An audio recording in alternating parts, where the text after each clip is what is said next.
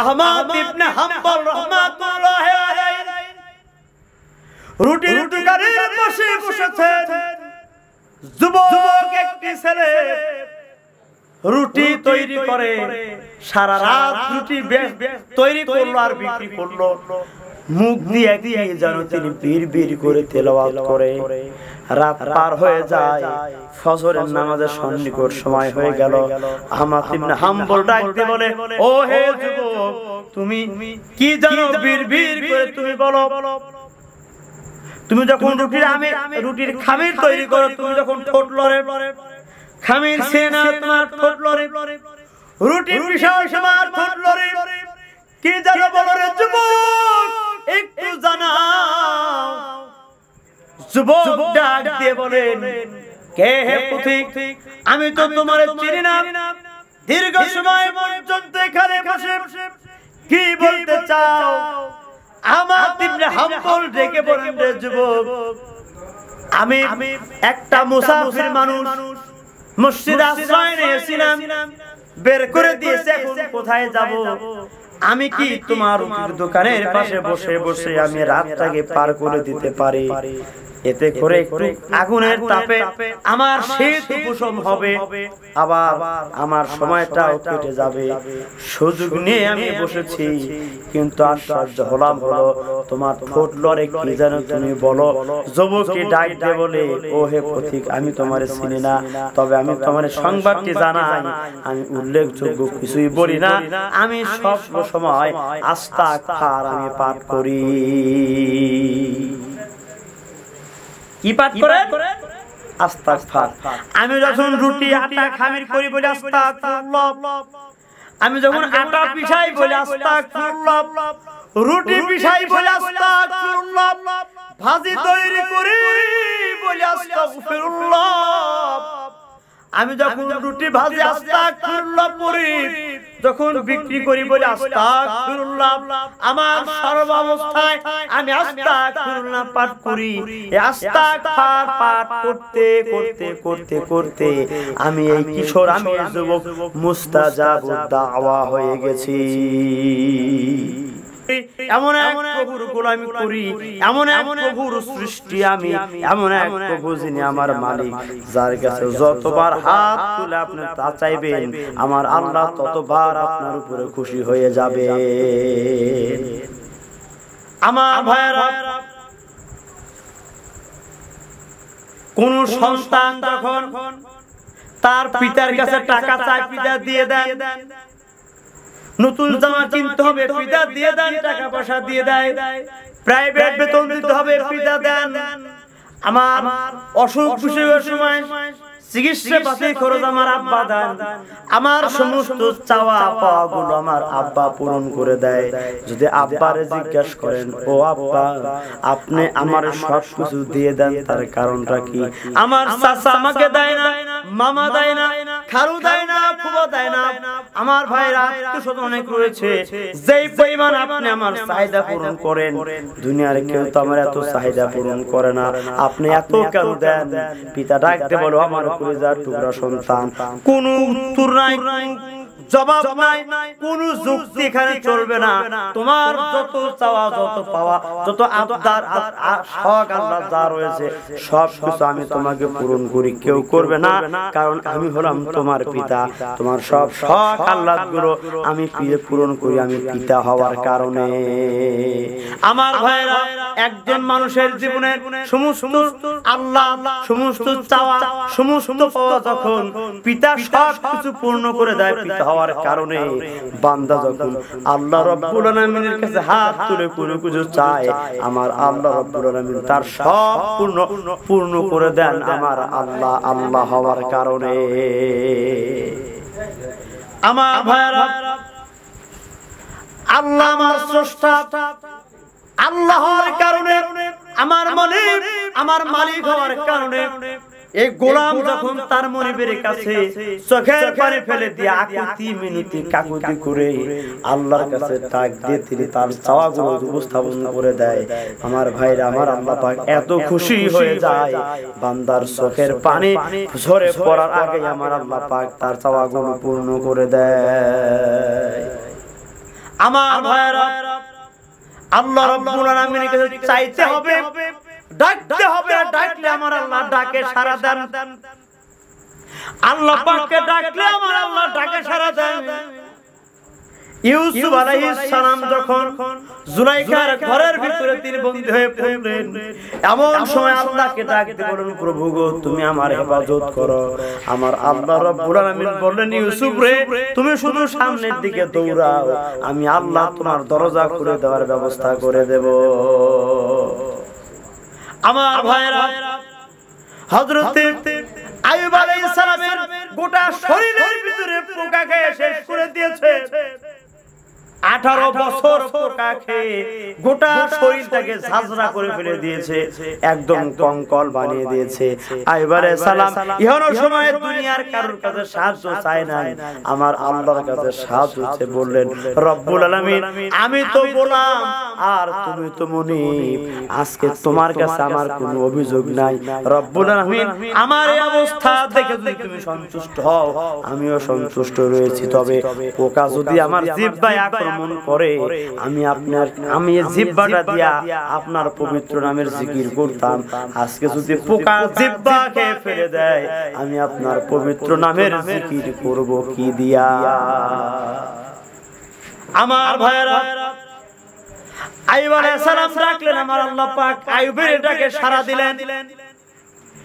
ইউনূস আলাইহিস সালাম পানির ভিতরে, মাছের পেটের ভিতরে, মাছের একটি অন্ধকার, পানির একটি অন্ধকার, রাতের একটি অন্ধকার, তিন অন্ধকারের ভিতরে হযরত ইউনূস আলাইহিস সালাম মাছের পেটের ভিতর থেকে দুনিয়ার কাউকে ডাকলেন না, আমার আল্লাহর কাছে রুজু হয়ে ইউনূস আলাইহিস সালাম বললেন, লা ইলাহা ইল্লা আনতা সুবহানাকা।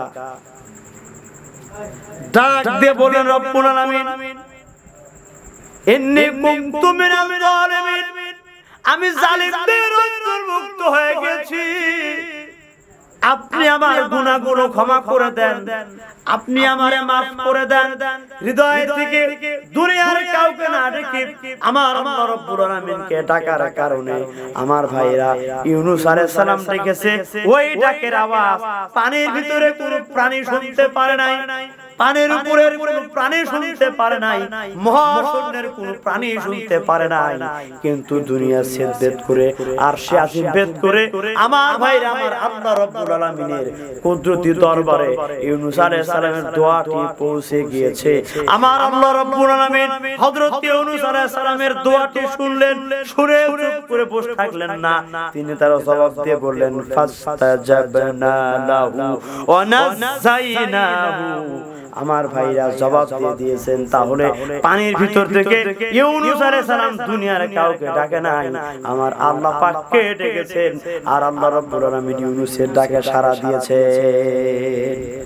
আমার ভাইরা, আগুনের কুণ্ডুলির ভিতরে ইব্রাহিম আলাইহিস সালামকে যখন ফেলে দেওয়া হয়েছিল, দুনিয়ার কারোর কাছে তিনি সাহায্য চায় নাই, দুনিয়ার কোন মানুষের কাছে তিনি হাত পাতেন নাই।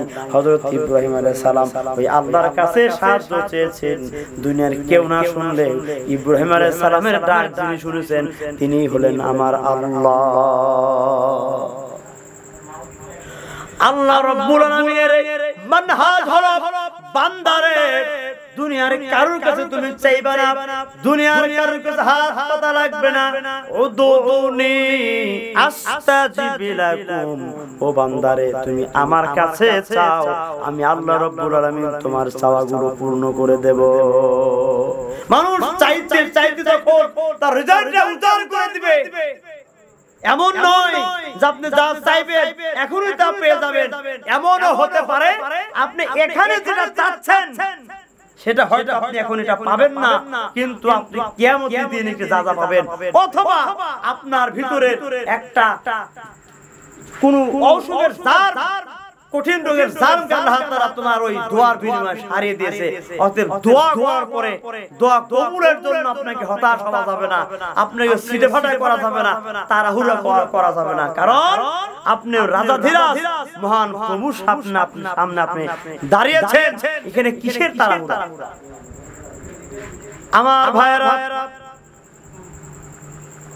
এজন্য আমার তাসবিহাত বেশি বেশি তেলাওয়াত করা দরকার, জবানটাকে সুন্দর করার জন্য। আজকে আমার দোয়া কেন কবুল হচ্ছে না? যুগে যুগে যত মানুষ দোয়া করলো, সকলের দোয়া যদি আল্লাহর কাছে গ্রহণযোগ্য হয়, তাহলে আজকে আমি দোয়া করি, দোয়া কেন কবুল হয় না? দোয়া কবুল হয় না এই কারণে দোয়া করে আমি সিটা করি, সিটা ফাটা করি, আমি তাড়াহুড়া করি। শুধু তাই নয়, আমি হারাম খেয়ে দোয়া করেছি, আমার এই দোয়া আল্লাহর দরবারে পৌঁছবে না। দোয়া কবুলের পূর্ব শর্ত হচ্ছে হালাল রুজি খাওয়া। হালাল রুজি খাওয়া, হালাল রুজি না খেলে দোয়া আল্লাহর কাছে গ্রহণযোগ্য হবে না। তাহলে হালাল রুজি যদি না খান, আপনার গোটা শরীর নাপাক হয়ে যাবে। আপনি সুন্দর সাবান দিয়ে গোসল করে আতর লোবান মেখে আপনার শরীর থেকে উপরের অংশটাকে আপনি পবিত্র করতে পারলেও আপনি সুদ, ঘুষ, হালাল হারাম না বেছে হারাম খেয়ে আপনার রক্ত মাংস করে হারাম করেছে, এইটা তো আপনার দামি সাবান দিয়ে ধুলে পরিষ্কার হবে না। আমার ভাইরা, আল্লাহ রাব্বুল আলামিনের কাছে দোয়া করতে হবে। আল্লাহ নিজে প্রত্যেক দিন রাতের বেলায় শেষ রাতের সময় প্রথম আসমানে নেমে এসে ডাক দিয়ে বলে, বান্দারে কে তোমরা রয়েছো, আমার কাছে তোমরা চাও। কার জীবনের গুনাহ মাফের জন্য প্রয়োজন, দুনিয়ার কেউ তোমার গুনাহ মাফ করতে পারবে না, আমি তোমার জীবনের গুনাহ মাফ করে দিতে পারবো। বান্দা, আমার কাছে তুমি গুনাহ মাফ চাও। কার অভাব রয়েছে, আমার কাছে তোমরা চাও। যিনি অভাবগুলো পূর্ণ করে দিয়ে স্বাবলম্বী করে দিতে পারেন, তিনি হলেন আমার আল্লাহ।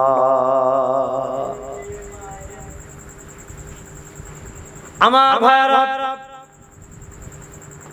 আমার বন্ধুগণ, হযরত আহমদ ইবনে হাম্বল রাহমাতুল্লাহি আলাইহির সময় এক যুবকের ঘটনা। দোয়া আমার আল্লাহ কবুল করেন, উত্তম একটি দৃষ্টান্ত স্থাপন করেছেন। 10 লক্ষ হাদিসের হাফেজ আহমদ ইবনে হাম্বল রাহমাতুল্লাহি আলাইহি জীবনের শেষ বয়সটা দিন প্রচারের জন্য, হাদিস সংগ্রহের জন্য তিনি ব্যয় করেছেন। আমার ভাইরা, একদিন হাদিস সংগ্রহ করার জন্য অনেক দূর পর্যন্ত তিনি পৌঁছে গিয়েছেন। আমার ভাই, রাত হয়ে যাওয়ার কারণে তিনি বাড়িতে ফিরে আসতে পারেন নাই। একটা মসজিদে তিনি আশ্রয় গ্রহণ করেছে। সন্ধ্যা যখন শেষ, ফজরের নামাজ যখন শেষ হয়ে গিয়েছে, মসজিদের মুতাল্লি, মসজিদের খাদেম সাহেব, মুয়াজ্জিন সাহেব মসজিদকে বন্ধ করে দিবে। এজন্য বলল, মুরব্বি আপনি মসজিদ থেকে এখন সরে যান, মসজিদটাকে বন্ধ করে আমরা সরে যাব। আল্লাহর বান্দা তো চেনে না, এই যে আহমদ ইবনে হাম্বল জামানার শ্রেষ্ঠ মুহাদ্দিস, এনাকে কেউ চিনতে পারে নাই। চিনতে না পারার কারণে তাকে মসজিদ থেকে বের করে দিয়েছে। শীতের রাত, আহমদ ইবনে হাম্বল আর কোথায় তিনি যাবেন? বাজারের ভিতরে চলে গেলেন, একটা রুটির দোকানের পাশে বসা তিনি রাতটা কাটায়া দিলেন। মুসলমান ভাইরা আমার, আহমদ ইবনে হাম্বল রাহমাতুল্লাহি আলাইহি রুটির দোকানে বসে বসেছেন। যুবক একটি ছেলে রুটি তৈরি করে, সারা রাত রুটি তৈরি করলো আর বিক্রি করলো। মুখ দিয়ে দিয়ে যেন তিনি বীর করে তেলাওয়াত করে। রাত পার হয়ে যায়, ফজরের নামাজের সন্নিকট সময় হয়ে গেল। আহমদ ইবনে হাম্বল ডাক দিয়ে বলে, ও হে যুবক, তুমি কি জানো বীর করে তুমি বলো। তুমি যখন রুটির খামির তৈরি করো, তুমি যখন ঠোঁট লড়ে, খামির সেনা তোমার ঠোঁট লড়ে, রুটির বিশাল তোমার ঠোঁট লড়ে, কি জানো বলো রে যুবক, একটু জানাও। যুবক ডাক দিয়ে বলেন, কে হে পথিক, আমি তো তোমার চিনি না। দীর্ঘ সময় পর্যন্ত এখানে বসে কি বলতে চাও? আহমদ ইবনে হাম্বল ডেকে বলেন, রে যুবক, আমি একটা মুসাফির মানুষ, মসজিদে আশ্রয় নিয়েছিলাম। বের করে দিয়েছে, এখন কোথায় যাব? আমি কি তোমার রুটির দোকানের পাশে বসে বসে আমি রাতটাকে পার করে দিতে পারি? এতে করে একটু আগুনের তাপে আমার শীত উপশম হবে, আবার আমার সময়টাও কেটে যাবে। সুযোগ নিয়ে আমি বসেছি, কিন্তু আশ্চর্য হলাম হলো তোমার ঠোঁট লড়ে কি যেন তুমি বলো। যুবককে ডাক দিয়ে বলে, ও হে পথিক, আমি তোমারে চিনি না, তবে আমি তোমার সংবাদটি জানাই, আমি উল্লেখযোগ্য কিছুই বলি না, আমি সব সময় আস্তাগফার আমি পাঠ করি। কি পাঠ করেন? আস্তাগফার। আমি যখন রুটি আটা খামির করি বলি আস্তাগফিরুল্লাহ, আমি যখন আটা পিষাই বলি আস্তাগফিরুল্লাহ, রুটি পিষাই বলি আস্তাগফিরুল্লাহ, ভাজি তৈরি করি বলি আস্তাগফিরুল্লাহ, আমি যখন রুটি ভাজি আস্তাগফিরুল্লাহ পড়ি, যখন বিক্রি করি বলি আস্তাগফিরুল্লাহ, আমার সর্বাবস্থায় আমি আস্তাগফিরুল্লাহ পাঠ করি। এই আস্তাগফার পাঠ করতে করতে করতে করতে আমি এই কিশোর, আমি এই যুবক মুস্তাজাবুদ দাওয়া হয়ে গেছি।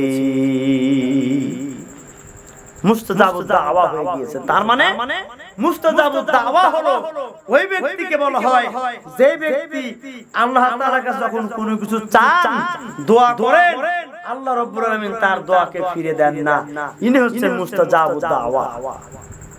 আমার ভাইরা, এই যুবকটি মুস্তাজাবুদ দাওয়া হয়েছে কার কাছে?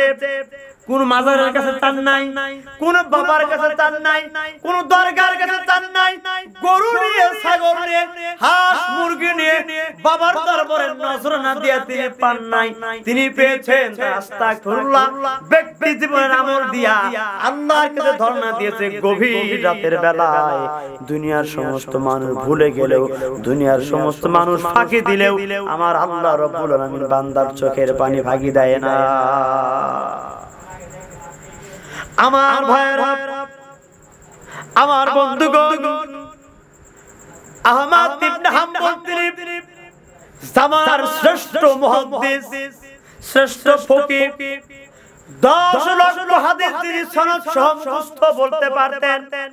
আমাদের গোটা উল্লাপাড়া থানা যদি ঘুরি, অনেক লোক এমন পাবো 1000 হাদিস সনদ সহ বলতে পারে, কোশ্চেন কালেও খুঁজে পাওয়া যাবে না। সারা দেশের ভিতরে 1 লক্ষ হাদিস মুখস্থ করতে পারে গোটা পৃথিবীতে একজন, তিনি হচ্ছেন আল আজহার বিশ্ববিদ্যালয়ে তিনি একজন মুহাদ্দিস। ওই ব্যক্তি সারা দুনিয়ার আর একজন আহলুল হাদিস নাই, একজন ব্যক্তি নাই যিনি 1 লক্ষ হাদিস বলতে পারে। কিন্তু আহমদ ইবনে হাম্বল তিনি 1 নয় 2 নয় 10 লক্ষ হাদিস তিনি সনদ সহ মুখস্থ করে দিতে। আমার ভাইরা, এত বড় আল্লাহর ওলি আশ্চর্য হয়ে গেলেন। ও যুবক, চমৎকার কথা তুমি আমারে শোনালে, তুমি মুস্তাজাবুদ দাওয়া হয়ে গিয়েছো, তুমি মুস্তাজাবুদ দাওয়া হয়ে গিয়েছো, তার মানে তুমি যে কোনো কিছু দোয়া করো আমার আল্লাহ তোমার দোয়া ফিরে দেয় না। যুবককে ডাকতে বলে, কে হে পথিক, তোমারে আমি চিনি না, আমি তোমার একটি খবর জানায়া দেই, আমি মুস্তাজাবুদ দাওয়া এ পর্যন্ত যত দোয়া আমি করেছি কোন দোয়া আমার আল্লাহ রাব্বুল আলামিন ফিরাইয়া দেয় নাই। আমার ভাইরা, দোয়া বড় পাওয়ার, দোয়ার বড় পাওয়ার রয়েছে, দোয়ার বড় পাওয়ার রয়েছে। আল্লাহর ওলি বাইজিদ বুস্তামি রাহমাতুল্লাহ আলাইহি আল্লাহর ওলি হয়েছেন মায়ের দোয়ার কারণে। আমার ভাইরা, যুগে যুগে দোয়ার ফসল মানুষ অনেক বড় বড় হয়েছে। আমার ভাইরা, ইমাম আবু হানিফা রাহমাতুল্লাহ আলাইহির ব্যাপারে বলা হয়েছে, আবু হানিফার আব্বাকে যখন আবু হানিফার দাদা আলী রাদিয়াল্লাহু তাআলা আনহুর কাছে নিয়ে গিয়েছিলেন, সেদিন তিনি দোয়া করেছিলেন। মুফাসসির মহলকে উলামায়ে কেরাম বলেন, ইমাম আবু হানিফা রাহমাতুল্লাহ আলাইহি হচ্ছেন হযরত আলী রাদিয়াল্লাহু তাআলা আনহুর দোয়ার ফসল।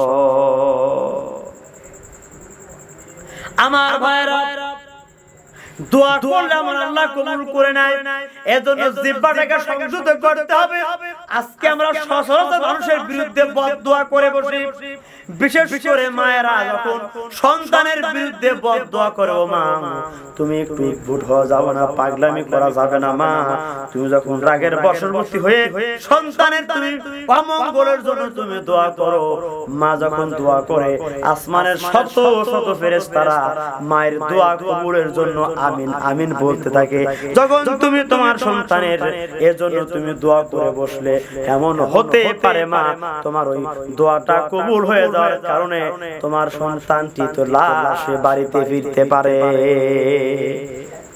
আমার ভাইরা, বাস্তব ঘটনা হলো সকালবেলা একটা কিশোর ছেলে একটু দুষ্টামি করার কারণে মা রাগান্বিত হয়ে বললেন, কত মানুষ মরে গেল, তুই কি মরিস না?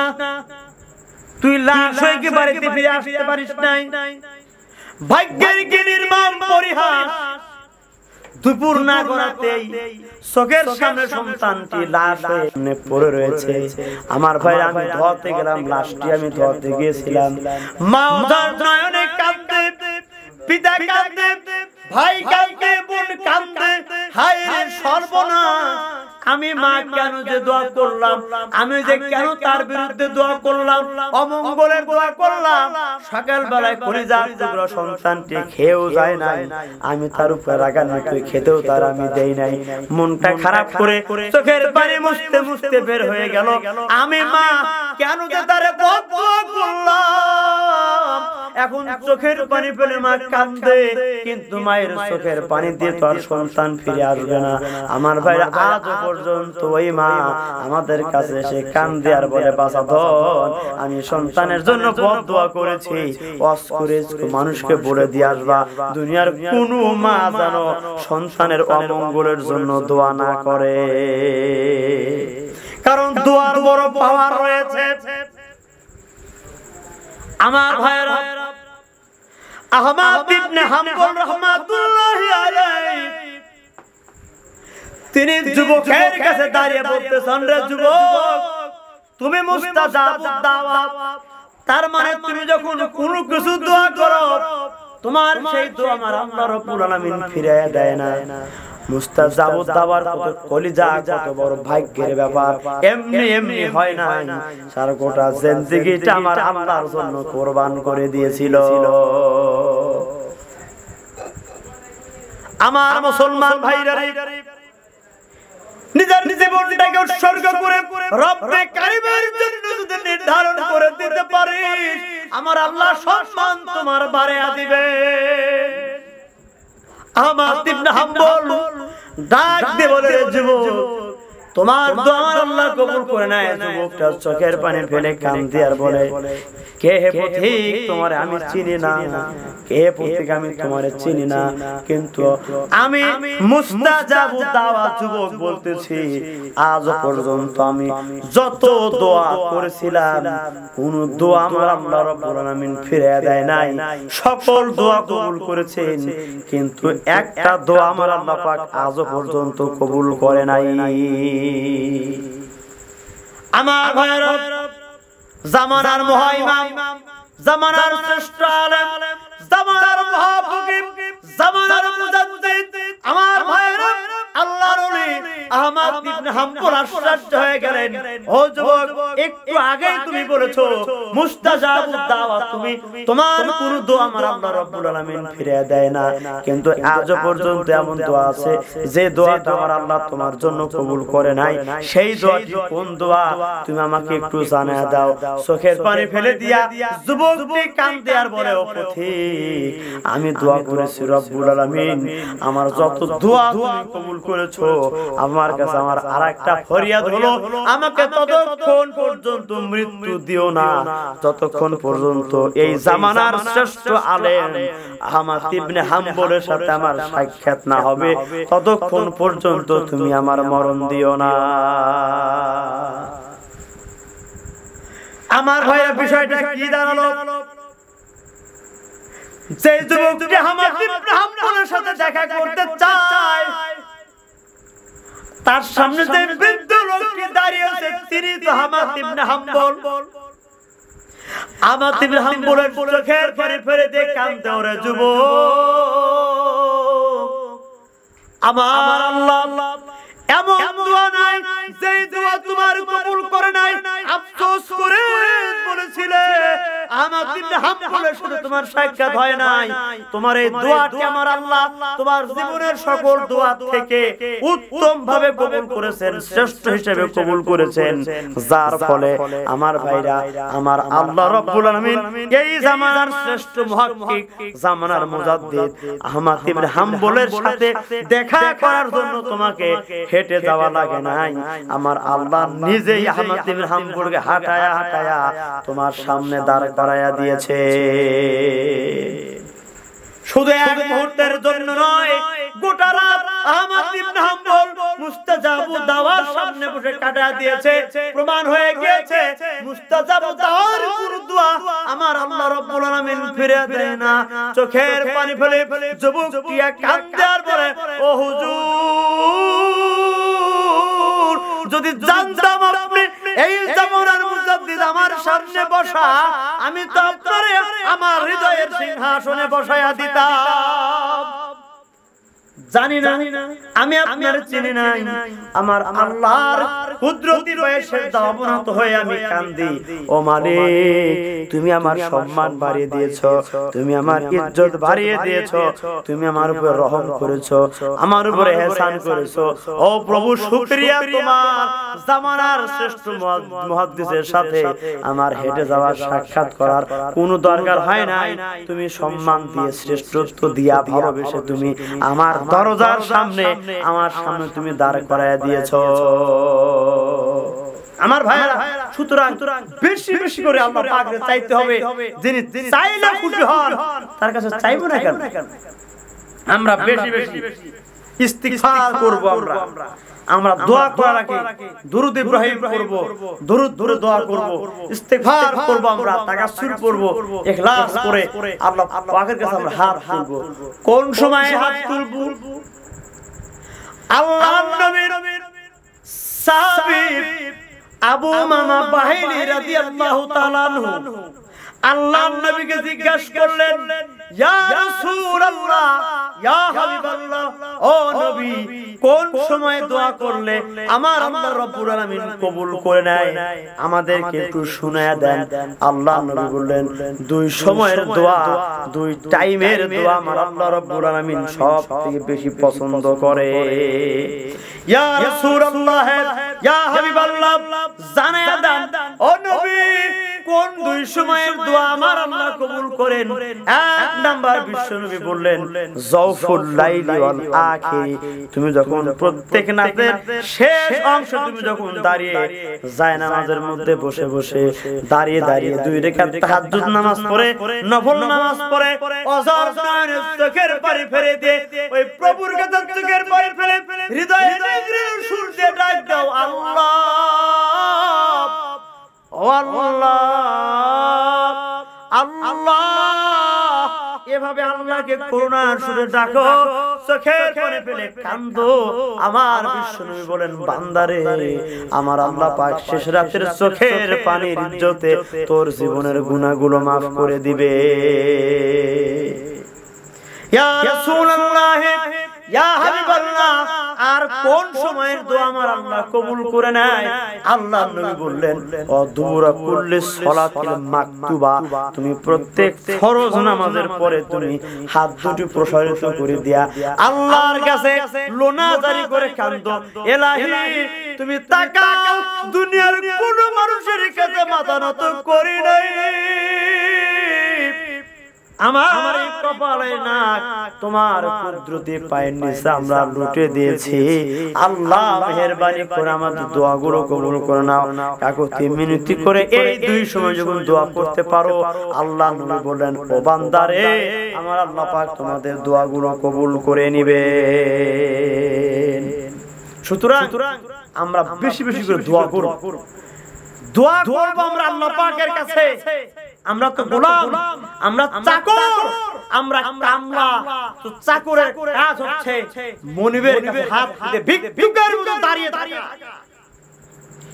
এই পৃথিবীতে আমি আলেম, আমি বক্তা, আমি হাজী সাহেব, আমি যেই সাপ হই না কেন, আমার বড় কোনো পরিচয় নয়। আমার সব থেকে বড় পরিচয় হলো আমি আল্লাহর গোলাম। এর থেকে বড় পরিচয় বান্দার জন্য হতে পারে না।